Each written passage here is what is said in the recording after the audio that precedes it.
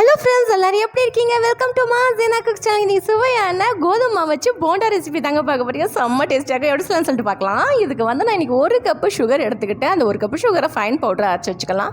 அதோட 2 கப்பு கோதுமாவை சேர்த்துக்கிட்டு ஒரு சிட்டியை உப்பையும் போட்டுக்கலாம். அதோட ஆப்பசோடா ஒரு 1/4 ஸ்பூன் ஆப்பசோடாவையும் போட்டுட்டு அதோட என்ன சேர்க்க போகிறோம்னா ஒரு ஃப்ரை பேன் எடுத்துக்கலாம். ஒரே ஒரு ஸ்பூன் நம்ம நெய் ஊற்றிட்டு அதோட குட்டி குட்டி தேங்காய் பற்களாக எடுத்து போட்டுக்கோங்க. ஒரு 3-4 டேபிள் ஸ்பூன் தேங்காய் பற்கள் போட்டுட்டு அதோட நம்ம முந்திரி பருப்பையும் குட்டி குட்டி பொடி பொடியாக நறுக்கிட்டு அதையும் நல்லா வறுத்து இந்த மாவோட சேர்த்துட்டு இதுக்கு தேவையான அளவுக்கு தண்ணி கொஞ்சம் பார்த்து ஊற்றிக்கோங்க. இட்லி மாவு பதத்தை விட கொஞ்சம் கட்டியாக இருக்கட்டும். அதோட ஏலக்காய் பொடியும் போட்டு நல்லா கலந்துட்டு ஒரு 30 நிமிஷம் வச்சுட்டு 30 நிமிஷம் மாவு ஊறிட்ட பின்னாடி நல்லா சூடான எண்ணெயில் அதோட நல்லா பொரிச்சு எடுத்தோம்னா சுவையான போண்டா ரெடி ஆகிடுச்சுங்க. இந்த வீடியோ பிடிச்சா சப்ஸ்கிரைப் பண்ணாத ஃப்ரெண்ட்ஸ் சப்ஸ்கிரைப் பண்ணி வச்சுக்கோங்க ஃப்ரெண்ட்ஸ்.